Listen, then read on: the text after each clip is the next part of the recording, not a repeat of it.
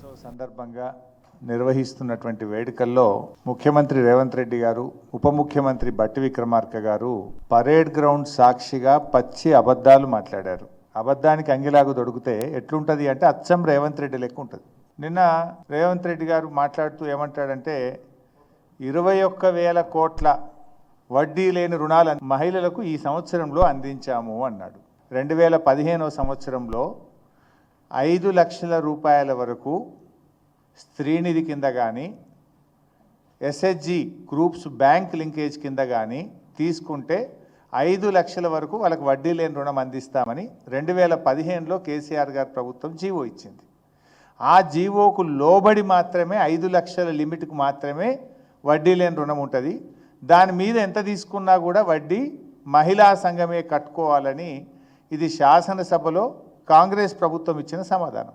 మరి నేనేమంటున్నారు, 21,000 కోట్ల వడ్డీ లేని రుణం అందించాము అన్నారు. ఇప్పుడు ఒక్కొక్క గ్రూప్కు 15 లక్షలు 20 లక్షల రూపాయలు తీసుకున్నారు. మరి 20 లక్షల గ్రూప్ తీసుకున్న గ్రూప్కు వడ్డీ లేని రుణం వస్తుందా? 5 లక్షలకే వడ్డీ లేని రుణం వస్తుంది.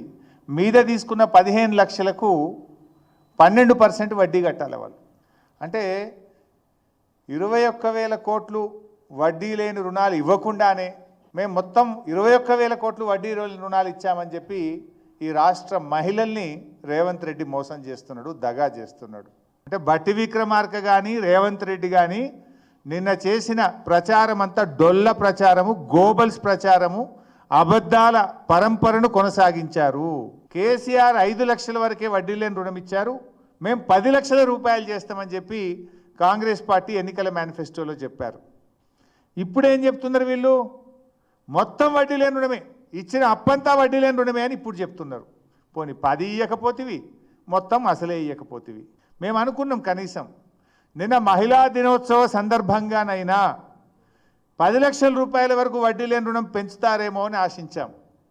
అది పెంచకపోగా 21,000 కోట్ల రూపాయల వడ్డీ లేని రుణం ఇచ్చినామని చెప్పి ఈ రాష్ట్రంలోని మహిళలందరినీ కూడా ఈరోజు కాంగ్రెస్ పార్టీ మోసం చేసింది. గత 11 నెలల్లో పోనీ గవర్నమెంటు గత ప్రభుత్వం ఇచ్చిన 5 లక్షల వరకన్నా వడ్డీ లేని రుణం డబ్బులు విడుదల చేసిందా అంటే గుండు సున్నా, గాడిద గుడ్డు. నువ్వు ఇచ్చుంటే ఒక వైట్ పేపర్ రిలీజ్ చేయి.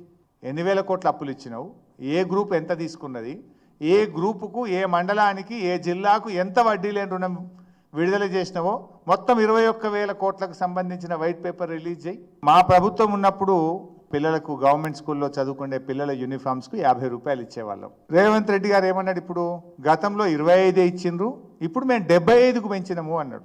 నాకు డౌట్ వచ్చింది, రేవంత్ రెడ్డి కదా ముఖ్యమంత్రి కదా అబద్ధం ఆడాడేమో అని చాలా జాగ్రత్తగా మా హెడ్ మాస్టర్కి ఫోన్ చేసిన, బట్టలు కుట్టిన మహిళలకు ఫోన్ చేసిన, డిఈఓకి ఫోన్ చేసిన, ఎంఈఓకి ఫోన్ చేసిన, చాలా మందికి 4 దిక్కులో తెలుసుకున్నా. కానీ ఏడ చూసినా అన్న 50 రూపాయలు వచ్చినాయి. ఇదివరకు కేసీఆర్ సార్ ఉన్నప్పుడు ఎట్లయితే 50 రూపాయలు వచ్చినాయో ఈ గవర్నమెంట్ వచ్చినాక కూడా 50 రూపాయలు వచ్చినాయి, ఏ ఊళ్ళో కూడా 75 రూపాయలు రాలేదు అన్నాడు. రేవంత్ రెడ్డి, నీ మాట మీలో ఏమైనా నిజం ఉంటే ఈ 75 రూపాయలు ఇప్పటికన్నా రిలీజ్ చేయి డబ్బులు. ఒకవేళ ఇచ్చుంటే ఎక్కడిచ్చినావు, ఏ జిల్లాలు ఇచ్చినావు, ఏ స్కూల్కి ఇచ్చినావు, వివరాలు చెప్పు అని చెప్పి నేను డిమాండ్ చేస్తున్నా. ఎందుకు ఇంత పచ్చి అబద్ధాలు మాట్లాడుతావు? అది పోదామా, నీ కొడంగల్కి పోదామా? లేదు మా సిద్దిపేటకు వస్తావా? 75 రూపాయలు ఇచ్చిందేమో, ఏ స్కూల్ కన్నా పోదాం, ఏ మహిళా సంఘం నన్ను అడుగుదాం. మహిళా దినోత్సవం సాక్షిగా ఈ రాష్ట్ర మహిళల్ని రేవంత్ రెడ్డి మోసగించడం కాకపోతే దీన్ని ఏందమంటారు అని నేను అడుగుతా ఉన్నా. ఈ రాష్ట్రంలో మహిళా సంఘాల్లో ఉండేటువంటి మహిళలకు, గ్రూపుల్లో ఉండే మహిళలకు మేము బీమా తెచ్చినాము అని చెప్పి ప్రభుత్వం చెప్పింది. వరంగల్లో కూడా 17th నవంబర్ 2024 మీటింగ్ పెట్టి 35 కోట్ల రూపాయలు చెక్కిస్తున్నా అని చెక్కిచ్చాడు. మళ్ళీ నిన్న ఒక చెక్కిచ్చాడు. రాష్ట్రంలో ప్రమాదవశాత్తు చనిపోయినటువంటి మహిళలకు బీమా కింద 44 కోట్ల రూపాయలు చెక్కిస్తున్నాను మళ్ళొక నిన్న చెక్కిచ్చాడు. అంటే అది నవంబర్ 2024లో ఇచ్చింది 35 కోట్లు. ఈ 4 నెలల మధ్య కొంతమంది చనిపోతారు కదా, అవి 9 కోట్లు కలిపి ఇప్పుడు 44 కోట్ల చెక్ ఇచ్చిండు. అంటే పాత చెక్కు పాస్ కాలే, పాత చెక్ అట్లే ఉంది, ఇప్పుడు కొత్త చెక్ ఇచ్చిండు. అప్పుడు నవంబర్ 19 నాడు ఇచ్చిన చెక్కు డమ్మి చెక్ ఇచ్చిండు రేవంత్ రెడ్డి. నాకు డౌట్ వస్తుంది, ఇప్పుడన్నా ఈ చెక్కు పాస్ అవుతుందా, లేకపోతే మళ్ళీ జూన్ 2 రాష్ట్ర ఏర్పాటు సందర్భంగా మళ్ళీ కలిపి మళ్ళీ ఒక చెక్ గిట్ ఇస్తాడా డౌట్ వస్తుంది నాకు. అంటే నువ్వు ఎంత మహిళల్ని మోసం చేస్తున్నావు సీఎం గారు? అంటే ఇంతకంటే దివాలాకోరు దిక్కుమాలిన రాజకీయం ఒకటి ఉంటుందా? ఒక ముఖ్యమంత్రి స్థాయిలో ఇచ్చిన చెక్కులు పాస్ కాకపోతే ఆ ప్రభుత్వానికి ఆ ముఖ్యమంత్రికి ఏమైనా గౌరవం ఉంటుందా అని నేను అడుగుతా ఉన్నా రేవంత్ రెడ్డిని.